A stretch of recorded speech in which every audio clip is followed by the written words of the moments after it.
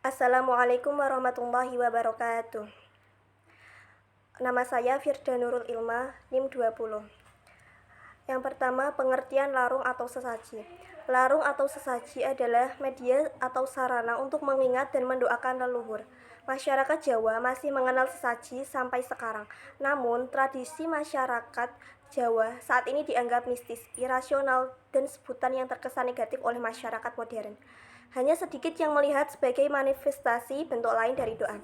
Dengan kata lain, sesaji diartikan wujud dari sistem religi masyarakat Jawa. Ada bermacam-macam sesaji dalam kehidupan masyarakat Jawa.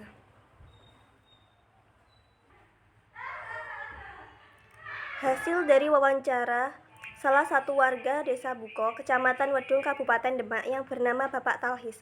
Menurut beliau, sesaji adalah memberikan sesuatu hadiah yang berupa makanan atau barang di suatu tempat yang diyakini bahwa tempat tersebut itu ada ruh penjaga atau khaddamnya dengan tujuan agar hajatnya itu tidak diganggu oleh ruh tersebut.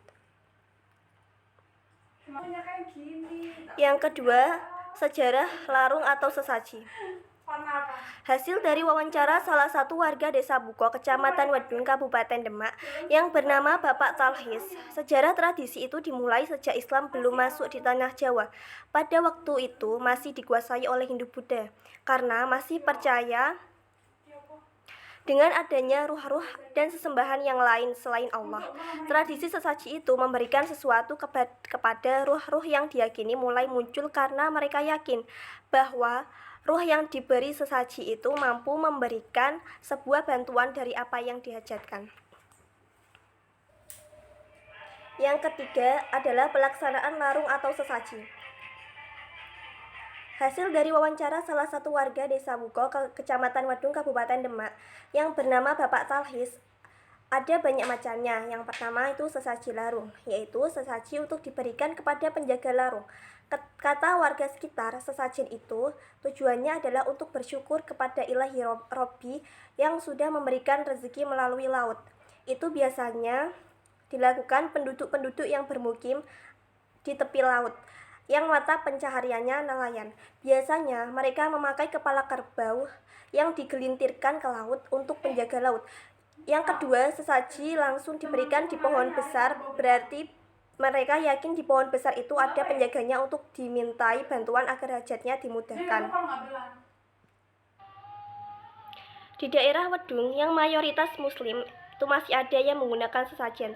Contohnya seperti di pernikahan itu kendil kecil dikasih beras, telur, uang koin, atau secangkir kopi dan rokok. Itu diletakkan di pojok atau di belakang rumah. Tujuannya agar selamat, agar hajat orang tersebut itu bisa lancar. Yang keempat, makna larung atau sesaji. Sesajen memiliki makna simbolis tertentu dan sebagai media untuk mendekatkan diri kepada Allah, kepada Tuhan Yang Maha Esa. Sesajen adalah sarana warga masyarakat sebagai persembahan kepada Tuhan Yang Maha Esa dan arwah para leluhur. Sesaji berfungsi sebagai bentuk ungkapan rasa syukur dan merupakan usaha agar prosesi berjalan lancar.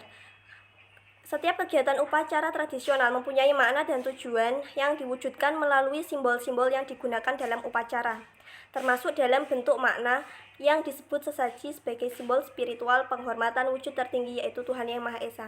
Simbol-simbol dalam upacara itu dilakukan secara langsung oleh warga masyarakat setempat.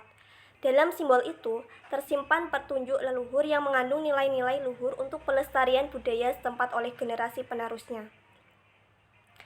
Hasil dari wawancara salah satu warga Desa Buko, Kecamatan Wedung, Kabupaten Demak yang bernama Bapak Talhis, makna sesajen yakni suatu cara atau penyajian yang mana dilakukan oleh sebuah pikiran, hati, perasaan, dan amalia guna untuk mendekatkan diri kepada Allah. Tetapi untuk definisi yang lain, sebuah wacana simbol yang merupakan sarana untuk bernegosiasi kepada ruh atau hal gaib dengan tujuan tidak mengganggu hajat yang diinginkan. Yang kelima, persepsi masyarakat tentang tradisi larung atau sesaji. Hasil wawancara salah satu warga Desa Buko, Kecamatan Wedung, Kabupaten Demak yang bernama Bapak Talhis. Sesajen tradisi Jawa dahulu memang ada, bahkan hingga sekarang masih ada yang mempercayai masalah sesajen. Kalau untuk syariat Islam itu tidak ada ajaran sesajen. Dahulu sebelum datangnya Islam masih dikuasai oleh Hindu Buddha, jadi masih ada yang mempercayai masalah sesajen. Pada dasarnya, sesajen itu memuja atau memberikan sesuatu pada ruh yang tujuannya satu, supaya seorang itu dimudahkan dalam urusannya. Dua, orang yang memberikan sesajen pada tempat tertentu meyakini bahwa suatu tempat tersebut itu ada ruhnya. Tujuannya apa? Tujuannya agar hajatnya tidak diganggu oleh ruh tersebut. Padahal, kalau ditarik mundur tentang ajaran syariat Islam, semua harus meminta kepada Allah. Kemungkinan maksud orang dahulu itu kalau disamakan dengan ajaran syariat sekarang sama dengan wasilah, tetapi wasilahnya keliru atau tidak sesuai dengan syariat Islam. Dalam Islam, wasilah itu bukan meminta kepada seseorang, tetapi memohon bantuan lantaran sebagai penjembatan untuk dimohonkan kepada Allah, yaitu orang-orang yang dekat dengan Allah. Menurut beliau, di daerah sini sendiri, menurut saya ada beberapa orang Islam untuk saat ini sudah sangat kuat dan mayoritas di Wadung Muslim. Tetapi saya pernah melihat sendiri, katanya Jumat apa itu mereka menaruh satu lirang pisang tertentu dan kopi yang nantinya besok rasanya itu sudah tidak enak. Katanya berarti sudah datang jin atau ruh memakan pisang dan meminum kopi tersebut, padahal ruh orang yang sudah meninggal itu sudah tidak bisa makan dan minum pada kehidupan dunia. Perspektif Islam terhadap larung atau sesaji. Dalam pandangan Islam, larungan sesaji sendiri memiliki banyak makna, sama halnya dengan tradisi yang terdapat di daerah lain. Pada dasarnya, semua tradisi dilakukan hanya untuk bersyukur kepada Allah dan melestarikan suatu budaya masyarakat yang sudah dijalankan secara turun-temurun dari nenek moyang. Kalau dilihat dari sesaji atau sesajen itu haram, karena bisa mengarah pada kemusyrikan, karena seringnya sesajen itu untuk disajikan untuk makhluk halus atau gaib. Sesajen berupa makanan, kopi yang diletakkan di pohon besar, dia meyakini bahwa di situ ada penunggunya dan memohon kepadanya. Kalau sesaji yang diartikan penyajian, seperti kita menyembelih hewan kurban, ayam, dan caranya pun penyembelihannya dengan membaca bismillah, kemudian dibuat hidangan seperti halnya tasyakuran, selamatan, ada berkatan, itu bisa dikatakan sesaji itu halal. Itu sudah pernah dibahas oleh Ibnu Hajar dalam fikih dan diperbolehkan. Tetapi kalau yang dibahas pandangan Islam mengenai sesaji, notabene itu sesajen untuk mendekatkan diri, berinteraksi dengan makhluk gaib dengan tujuan memohon kepada makhluk gaib, itu sudah keluar dari syariat Islam dan bisa dikatakan haram. Intinya, perspektif Islam terhadap sesaji itu tergolong sebagai perbuatan musyrik.